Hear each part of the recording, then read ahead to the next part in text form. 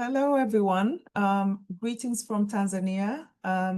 Thank you very much for joining the webinar that's been organized by CickleInAfrica. I am Professor Julie Makani. I'm Professor of Medicine and one of the principal investigators of the Clinical Coordinating Center. And I will be co-moderating with my colleague, Dr. Reuben Chianumba. And so what we'll do is briefly go through the slides to give you a bit of background about the webinar series. These are, or maybe I'll start with the SickleInAfrica Consortium. So SickleInAfrica Consortium consists of three main entities. One is the Clinical Coordinating Center, with the leadership of myself, Professor Irene Minja and Dr. Siana Nkia. And then we have the Data Coordinating Center with the leadership of Professor Ambrose Wonkam, Professor Nicola Mulder, and Dr. Vicky Nembaware. And then we then have 6 clinical sites in 7 countries.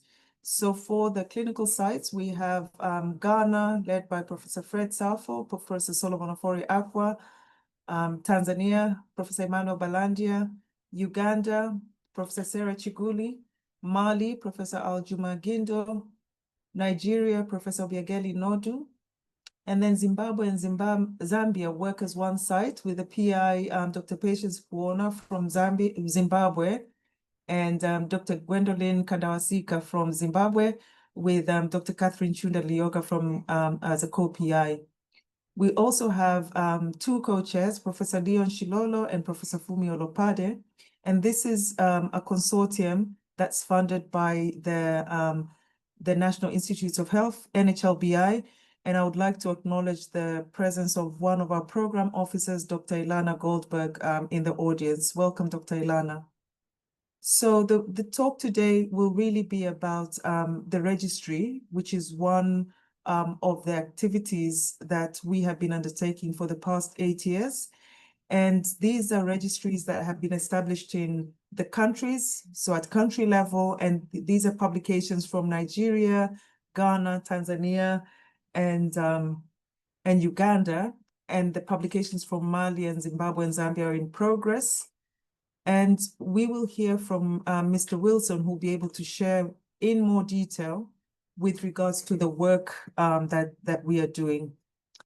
I'll stop here for now, and I would invite my the co-moderator, Dr. Reuben Chianumba, to briefly talk about the organization of this webinar as part of the series and to introduce our speaker for today. Thank you very much for your attention. Thank you, Prof. Julie, for the kind introduction. And thank you all for also joining. Good afternoon from Nigeria.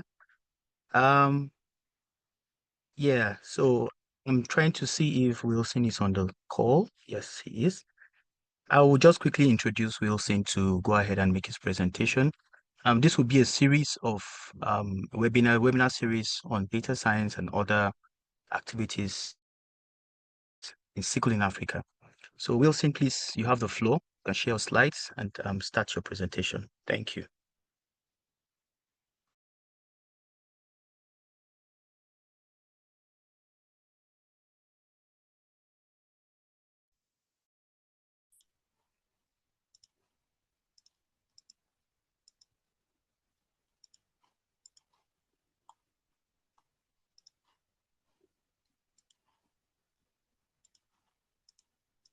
So whilst we're waiting for Wilson to share his slides, just a little bit about Wilson. Wilson joined the SADaCC group to assist the data management and information group with implementing sustainable data management schemas. He's working on implementing mobile health in the SADaCC group, and this is a group that is housed at the University of Cape Town in South Africa. The role of Mr. Wilson is to find gaps in research which technology can fill. He is also currently working on implementing a mobile health application that will assist patients with pain management, as well as work on implementing pipelines. And as Reuben has mentioned, this webinar is a series that's jointly organized by SADaCC, the Data Coordinating Center, and the African Society of Human Genetics. And it aims to highlight ongoing research in data science and biomedical research, and to expose attendees to cutting-edge methods and approaches in data science. Welcome, Wilson. Okay, hope you can hear me. Yes. Thank you. All right. So as mentioned, my name is Wilson Mupfururirwa. So I'm a developer at SADaCC, and SADaCC is part of the SickleInAfrica consortium. And what we mostly do, we mostly work on data coordination for the consortium. So I'll shut off my screen for now. Okay. So my talk presentation today will be on leveraging data science to strengthen the SickleInAfrica registry. And I will just briefly introduce, talk about the registry, and then mostly talk about particularly the SickleInAfrica registry and all the other aspects that we work on in terms of data coordination in the consortium. So a registry essentially is a patient registry, is an organized system that uses observational study methods to collect uniform data, whether clinical or other data, to evaluate specified outcomes for population defined by a particular disease or condition. And particularly for SickleInAfrica registry, the registry focuses on collecting data for sickle cell disease across Africa. So the SickleInAfrica registry collects data currently for 7 countries, with the addition of 3 additional three additional sites roughly for the second phase of the project, and it's based on 27 data collection instruments, and these are collected in REDCap and integrates over 1,500 data elements with 92 core data elements. So these are data variables that are collected holistically across the consortium. And in terms of the registry currently, these are the enrollments for each site. And in total, we are just over 39,000 participants in the registry across the 7 countries. And these are the 7 countries that are part of the consortium, with Zimbabwe and Zambia being one site. And in terms of the numbers that we have currently, these reflect the data that's been shared currently. So we have just over 34,000 patients, and these are first visits. So these are actual participants in the registry, and then we have over 40,000 follow-up visits in the registry. So that's a total of over 78,000 visits in the whole registry as a whole, combining the 2 visit types. And in terms of the scope of the registry, so when we get the data, we consolidate it into one main registry from all the different countries, and the main registry that's consolidated across all the different countries has different variable types, with 15 of those being demographic for complications, and with of treatments, hematology, as well as for phase 2 specifically the addition of liver and renal data points.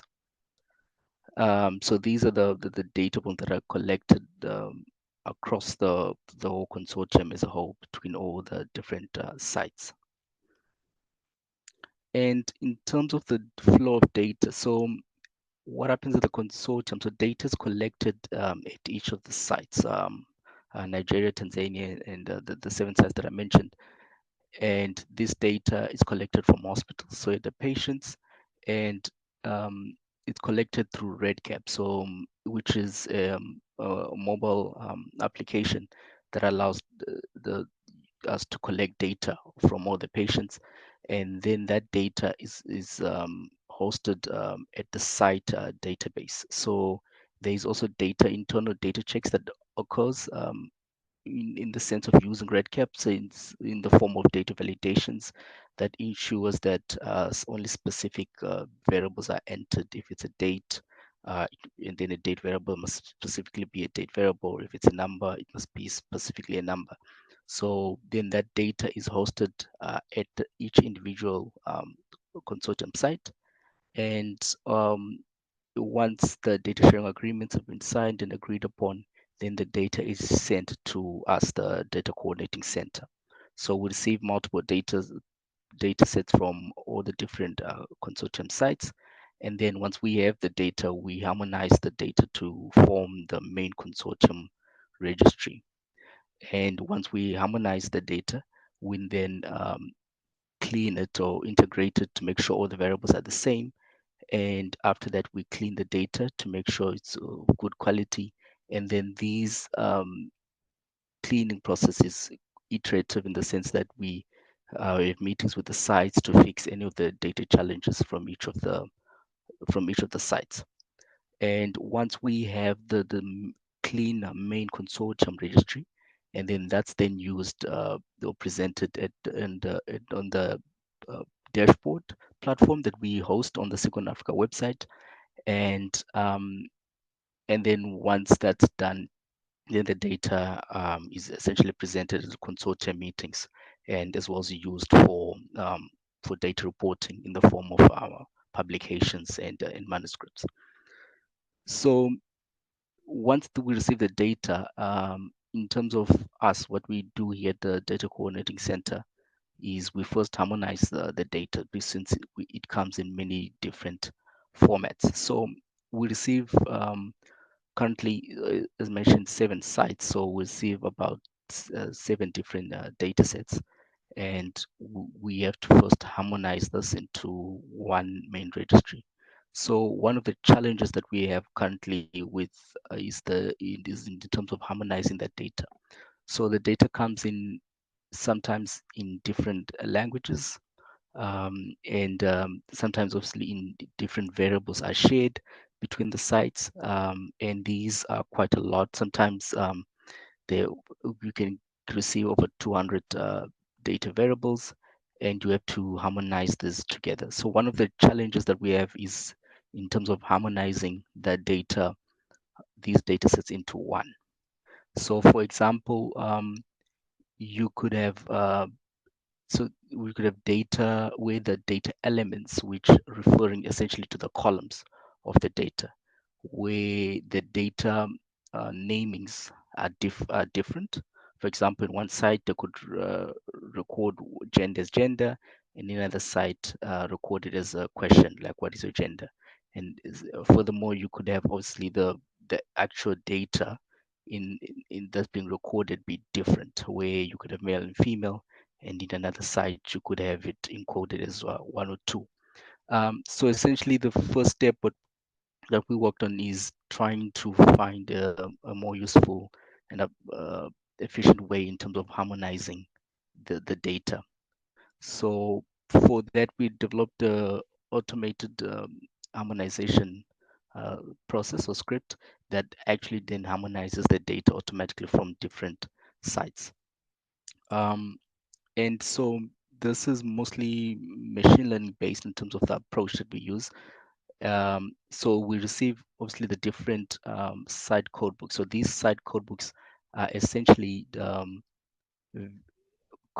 books that have codes in terms of what data specifically is collected at each site, as well as how it's reported. For example, if it's a gender, is it reported in encoding as 1 or 2, or it's recorded as male and female? So we have this from all the different sites, and using these data code books, we're able to create mapping systems that we use in scripts in terms of converting particular data elements or naming conversions from different sites to match across all the different countries. And the matching system then is able to find terms that match. And once the harmonization process, where you match the variable names or the column names to each other, after that, then the integration process occurs where, for example, if we want site recorded genders 1 and 2, we're able to convert that 1 and 2 to say male and female so that it's consistent across the consortium.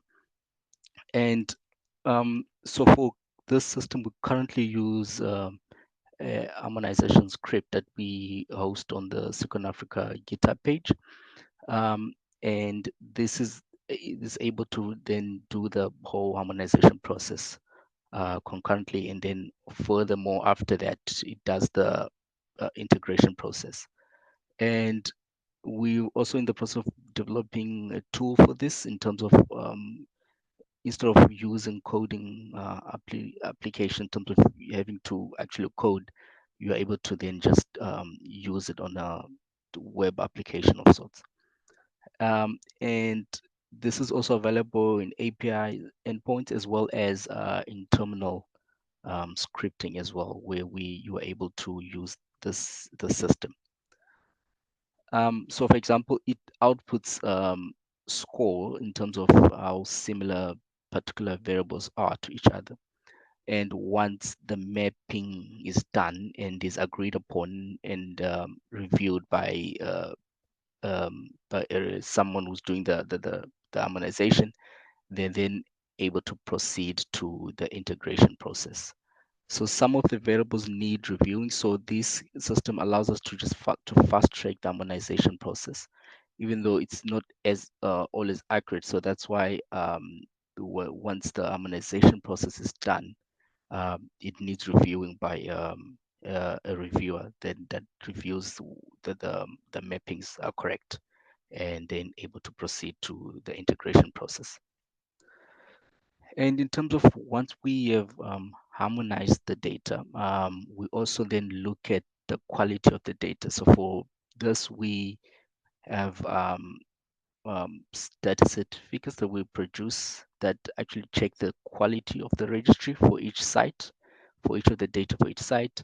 And then once the data is checked in terms of the quality, it produces a quality certificate that's then shared with the site, and also produces parts of the report of sections of the data from the site that needs improving, such as a lot of challenges that we meet is maybe a lot of missing dates, or maybe missing IDs, which should ideally be always present in the registry. And obviously, all of these, once again, these are all provided on the SickleInAfrica GitHub page that we host. And once the data is clean and is shared, is reviewed properly with the sites and properly cleaned, we then host it on the SickleInAfrica dashboard. This is present on the SickleInAfrica website. So we have a few or a variety of dashboards that we provide. So we have the main registry dashboard, which provides the main registry itself. So these are just reportings of the main registry. And then we also have a summary dashboard that provides or reports on the summary of monthly enrollments from all the different sites, as well as a research dashboard that displays research data research data that's actually ongoing in the consortium.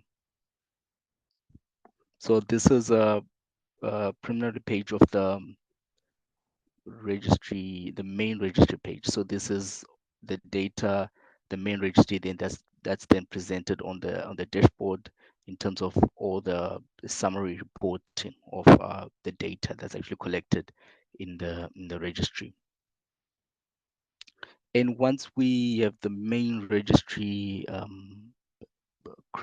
provided and presented to sites, to the consortium as well, in terms of and all the errors have been addressed, we then work on the analysis. So for phase one, we collected the consortium collected data from 2017 to 2021. So this was for phase one, and this included 3 sites: Nigeria, Tanzania, and Ghana. And then with additional for phase 2, there was addition of the other consortium sites, which are Uganda, Mali, and Zimbabwe and Zambia. And these collects data from 2021 up until 2026. And when we look at the process, once we receive the data, we, as mentioned, we first harmonize it.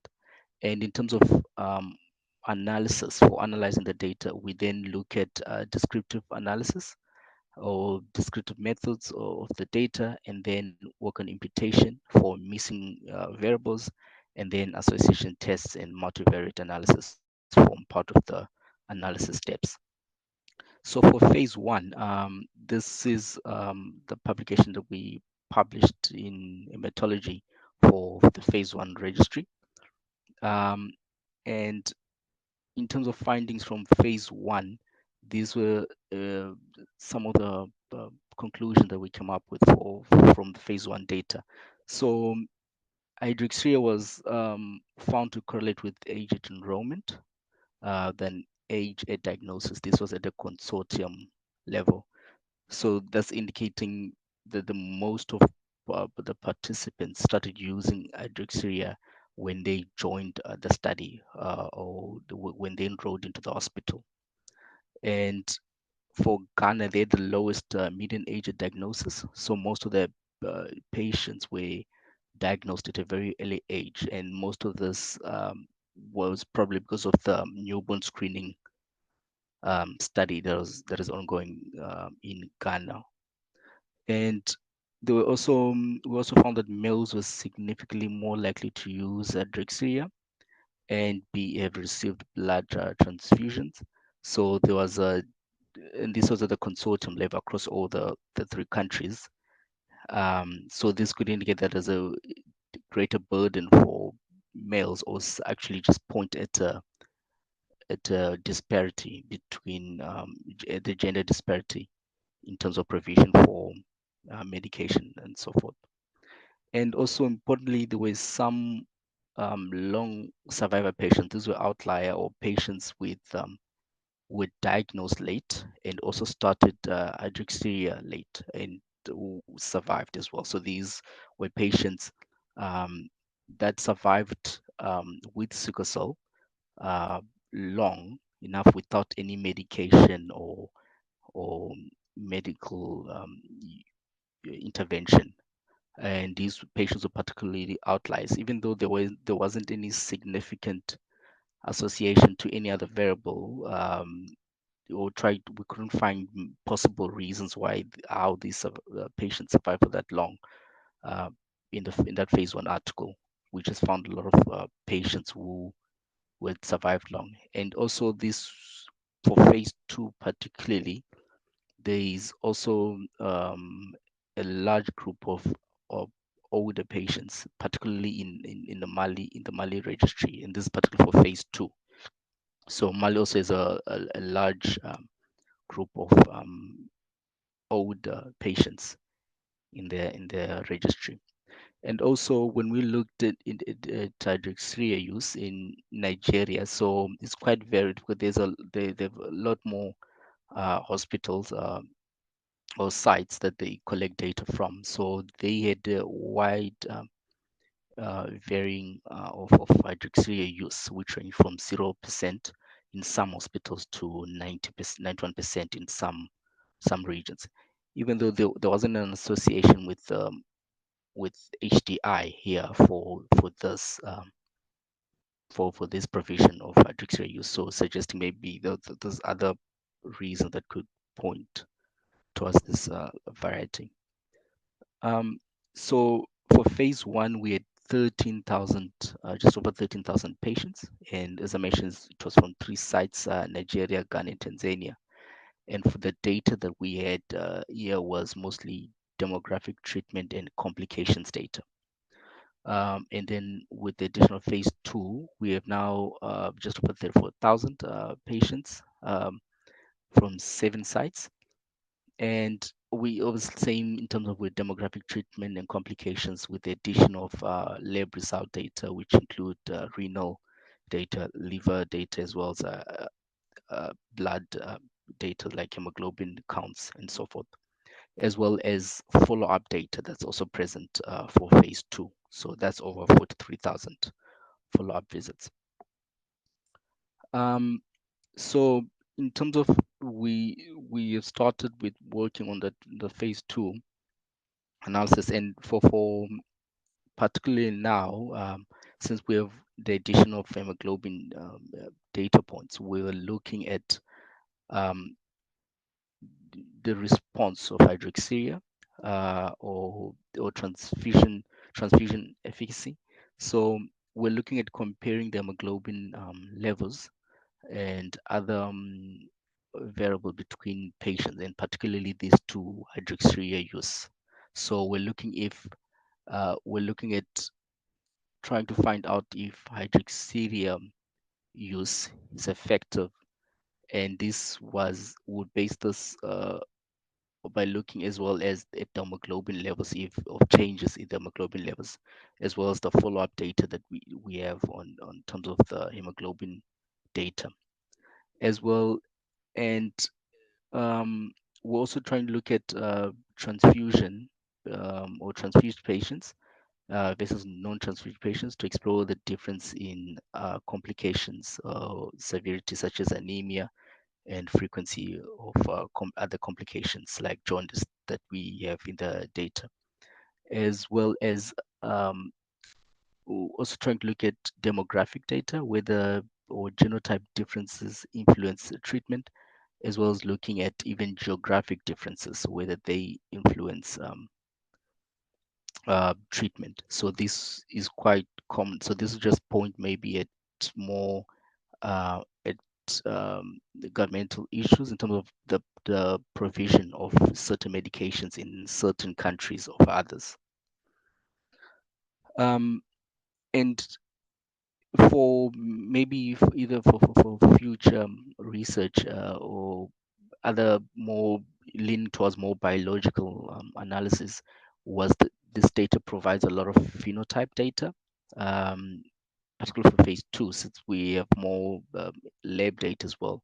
So in the future, would be useful to see if these phenotypes are somehow guided by any biomarker data or clinical data that we can look at, and even also useful in terms of clustering the data to see if there is somehow any geographic differences in medication provision, in complications, since the countries we have are quite sparse in terms of geographically where they're situated in Africa as a whole.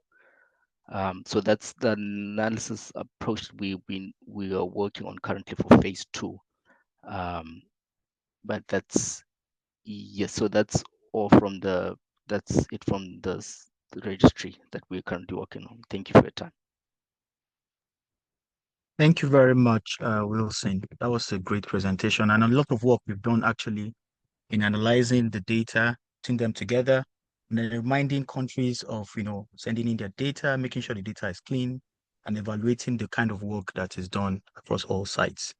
And then, of course, the quantity of data that you're working with, as everyone can see, is huge, and it's very interesting. So we have some few questions in the chats, and I know I want to encourage more people to send in their questions in the chat box, or if you want to unmute and ask questions, please raise your hand, and then we can enable that. But before then, we have a few questions in the chat. We have one saying that, are the dashboards shiny dashboards? And what tools are used to harmonize the data? So I don't know if you want to take them all at a time, or you want to answer them as we read them out. You're saying? Yes, so the dashboards, so these are in HTML. So that's just HTML and CSS. So these are web dashboards that are developed in HTML, not particularly shiny, which is, I think it's a R package, I believe. Okay. All right. So yeah, so were the discrepancies in HU and transfusion in relation to sex unanimous across all sites?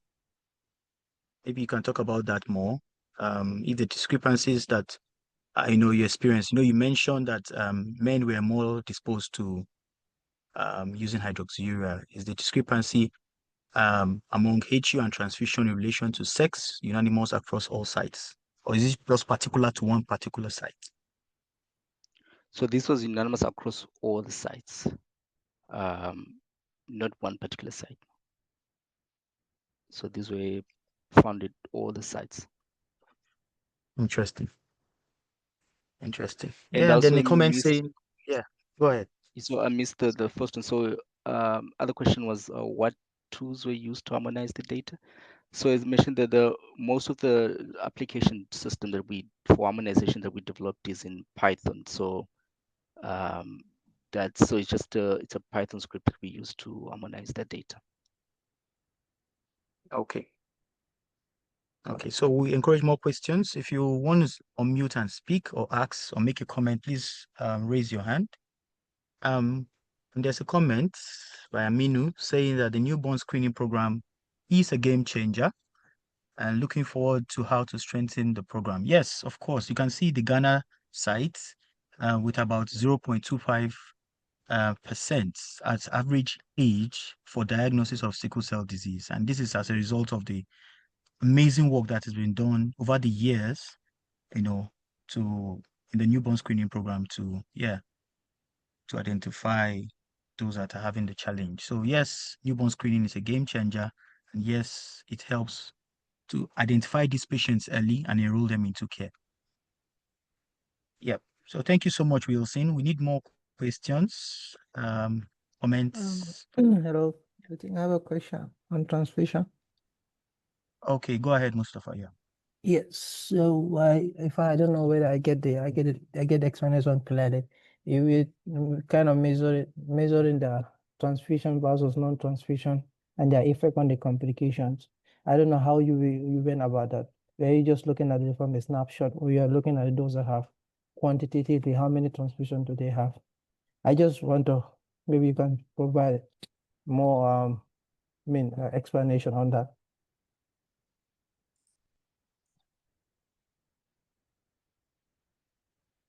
Yeah, Wilson, 25%. yeah. Okay. Okay. Wilson, did you get the question? Yeah. So are you asking how we'll stratify transfused versus non-transfused patients? Yes, yes. Do you also look at how many transfusion do they have? So that will depend on if that data variable is present, if that's collected across the consortium. Okay, okay, Yeah. okay.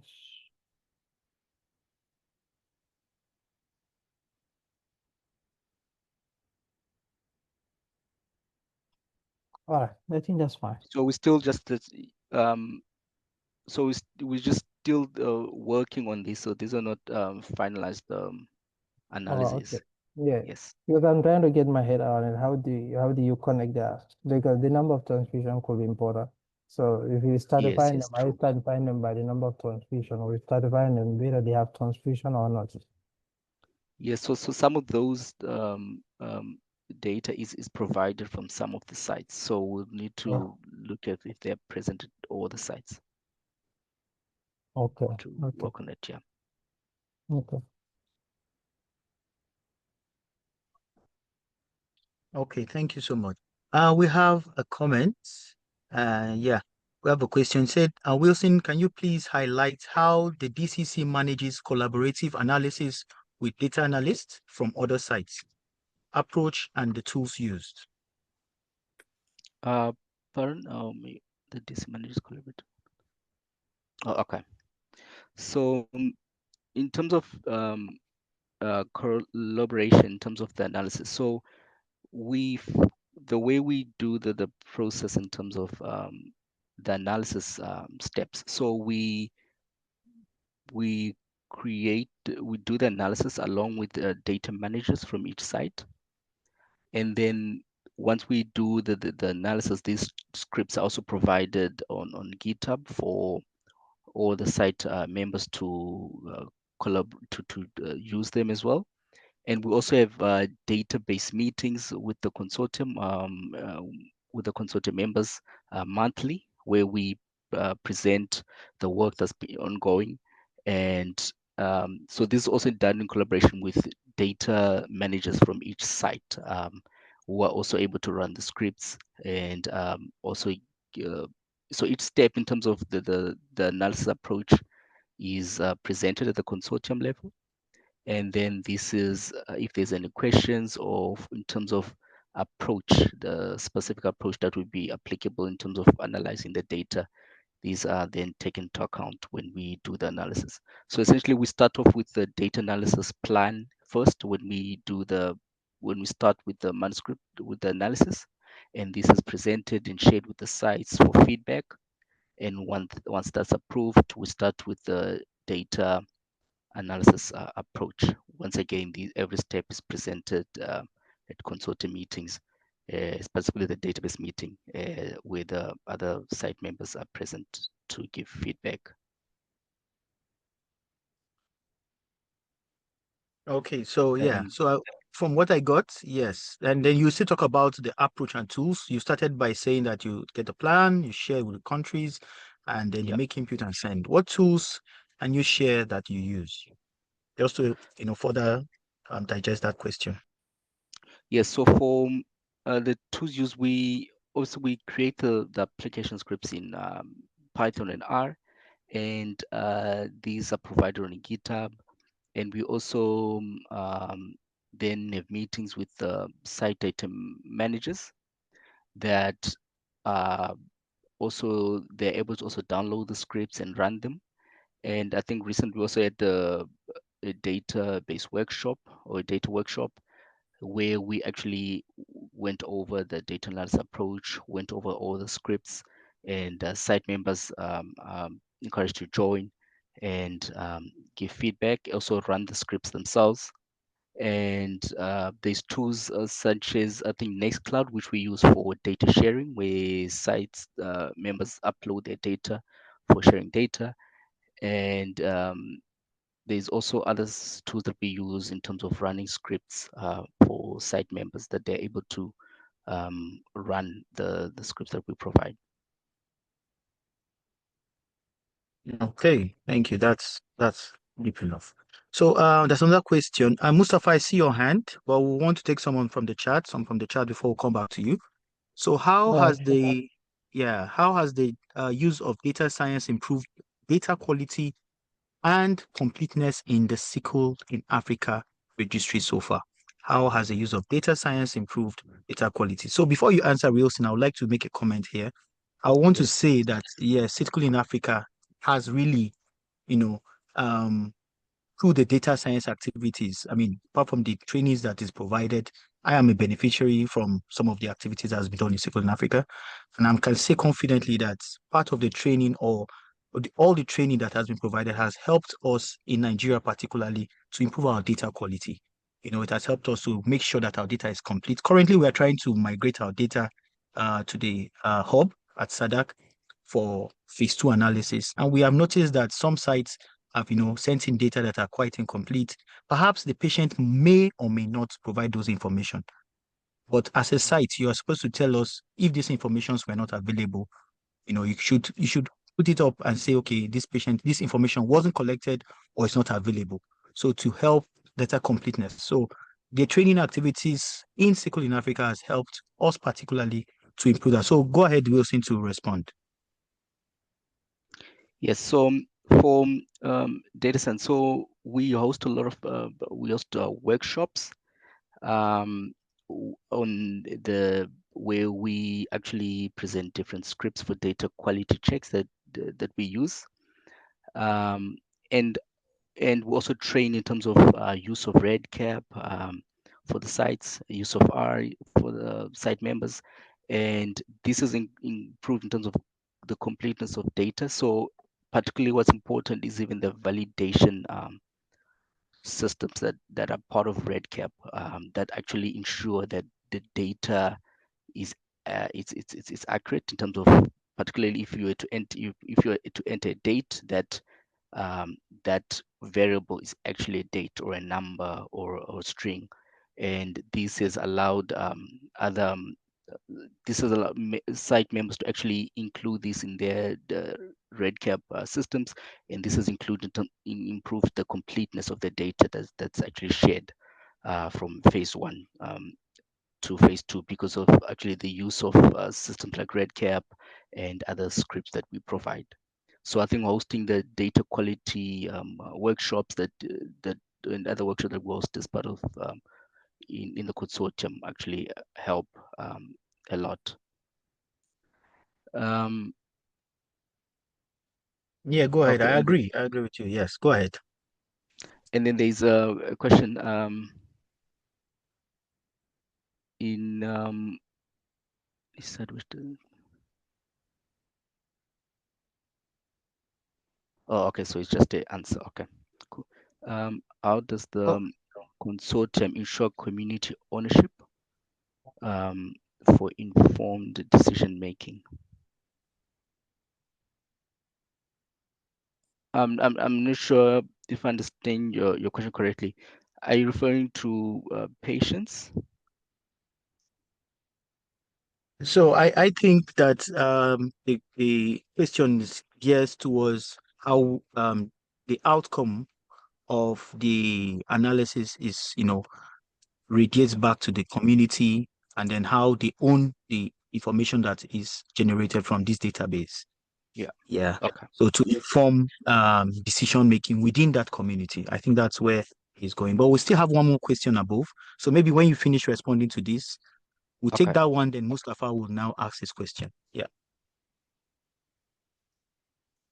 Okay. Yes. So for consortium, so we first of all we publish the results obviously in publications.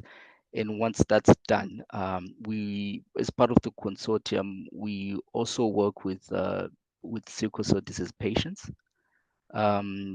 This is done under Cynthia, Dr. Cynthia Chankwi, who works with the patient group. So also this work is shown to patients. So there is the patient group meetings. So they also work on publications of their own and other research. And this work is so even a consortium makes things that we host. Patients are also included, and they participate in the consortium. Well, so they're in terms of ownership and this data is, I think the work that we do is gravely informed and detailed back to patients that provide this data. Yes, I agree with you. I will also say that the success of this database has also helped some of the decision making that we have made here in Nigeria. Currently, we are having a lot of advocacies and then trying to see how to improve the use of hydroxyurea. From the analysis that was done in phase 1, we found out that the use of hydroxyurea in Nigerian sites is quite low. Even in the report you made, from some sites have like 0% to 91%. And then we wanted to find out from this analysis, how and why has this life-changing intervention used so low in these sites? And then because of this analysis and this outcome that has been gotten, we have been able to, make interventions, have a point to speak to government, have a speaking point, and to say, okay, this is the challenge that we're facing. These are some of the things that can be done. So yes, the communities are receiving, and of course, the ownership, the data is in the country, we own it. And then the outcomes from this is what we have, put into decision making. So yes, it has been very useful in making decisions in country. Yeah, so Mustafa, you can go ahead and then ask your question. Yeah, thank you.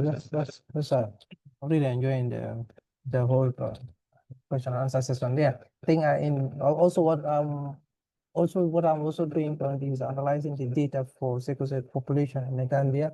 What I also saw is that I'm almost very close to 0% non-hydroxyurea use in the Gambia, which is quite interesting and then very question government intervention. So, but my question is this.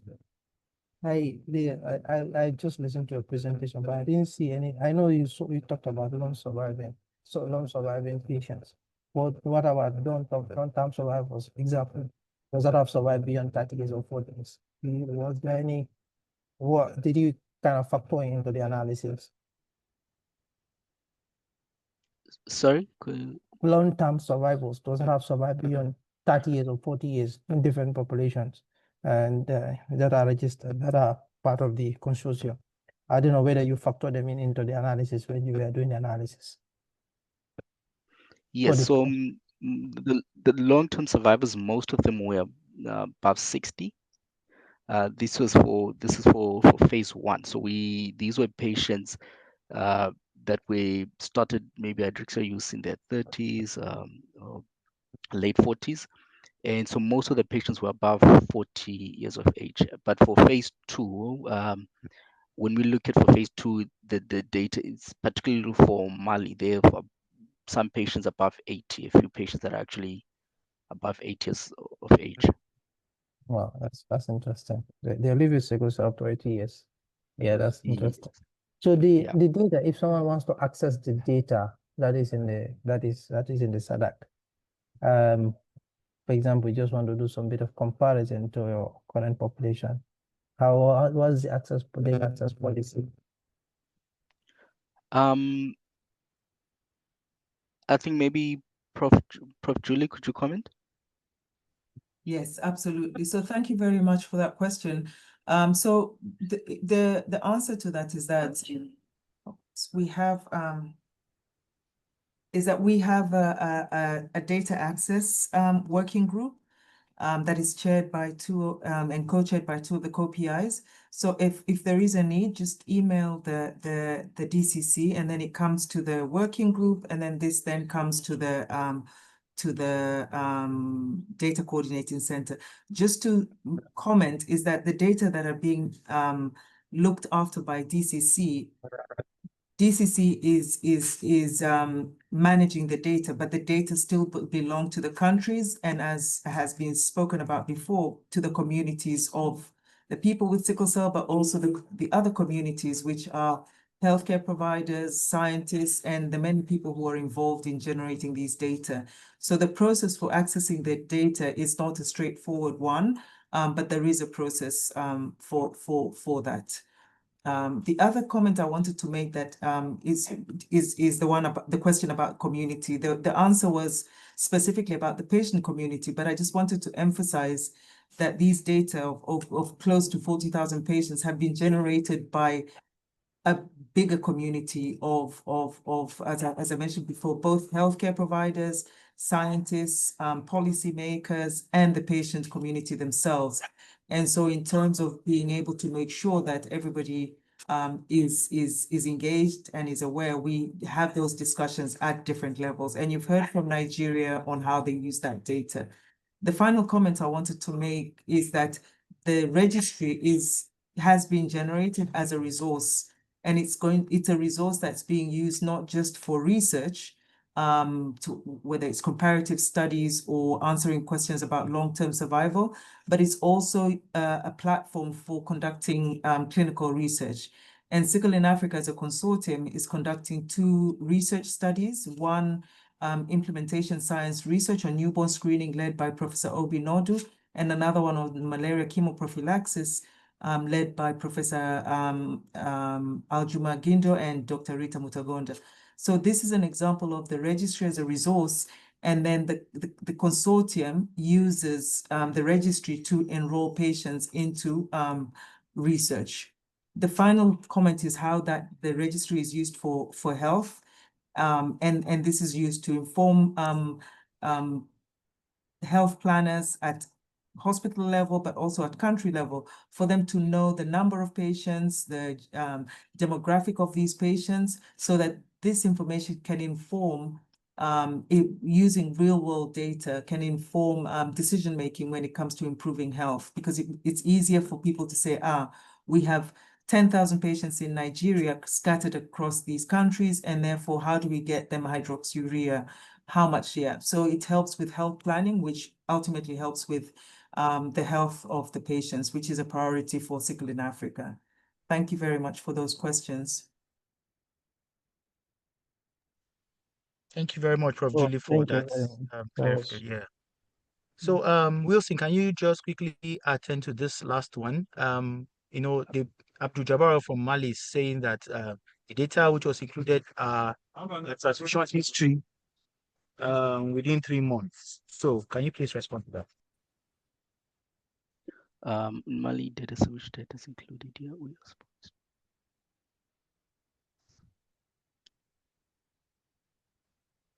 So the data that's shown, I think it's a cross-sectional data in the sense of the it's data that's transactions, not 3 months data. So it's at a particular point. So this data is quite old in the data at the time that it was recorded. So these data points were recorded. These patients were enrolled in the studies at different times between 2021 and 2026. So the history transfusions were shown from the period of visit where the patient visited the hospital.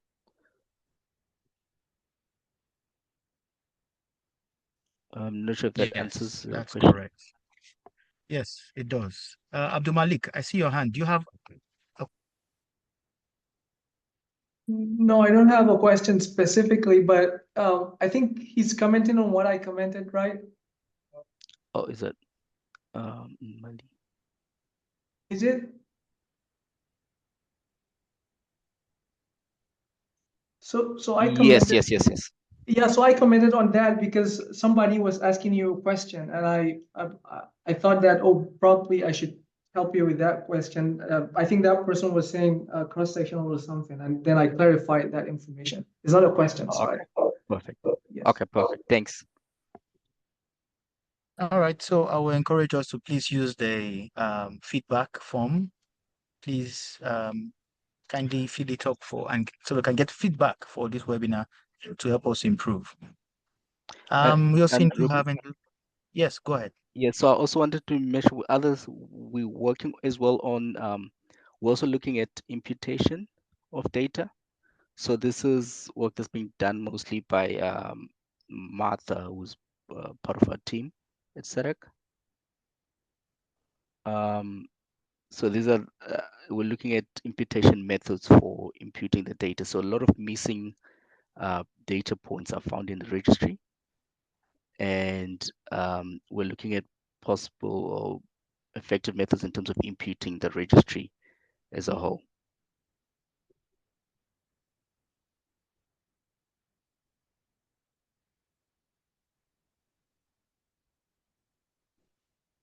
There's also a question in terms of how could we collaborate for more data collection from Abdul. So maybe Prof Makani could comment. Thank you very much. So one of the things that we did as CickleInAfrica is really make sure that we're embedded with the health systems in the countries that are part of the site. And so beyond this particular study involving these 7 countries, we're also working actively with within countries and within the region as well as within the continent to try and make sure that what we're doing now feeds into a bigger process. And so as part of collaboration, the suggestion is that, or what we encourage is for people in countries to work as a country and then to reach out either through their Ministry of Health to either the WHO Africa CDC or directly to us so that you can be part of the bigger group. We have bigger groups that are at country level, like through the Ministries of Health. And we also have other networks that we are involved. The Data Coordinating Center in South Africa has an ontology group that consists of more than 15 countries from all across the world, not just in Africa. So those are examples of networks, consortia that you can join to collaborate. And so with the DCC and CCC, the aim is really to encourage the use of this resource and to encourage learning and collaboration. So simply to answer your question, Abdul Jabbar, is really just email the DCC and then we can take it from there, but also try and reach out to people working in your country to see what work is being done so that we work at 2 levels. Thank you.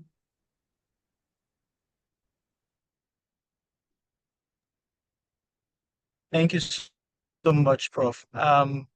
Yes, and then you agree with me that this is a very, very successful, very informative webinar. I would like to also invite Prof. Julie to give the closing remark to bring the webinar to a close. Thank you. Can I ask one question before you close?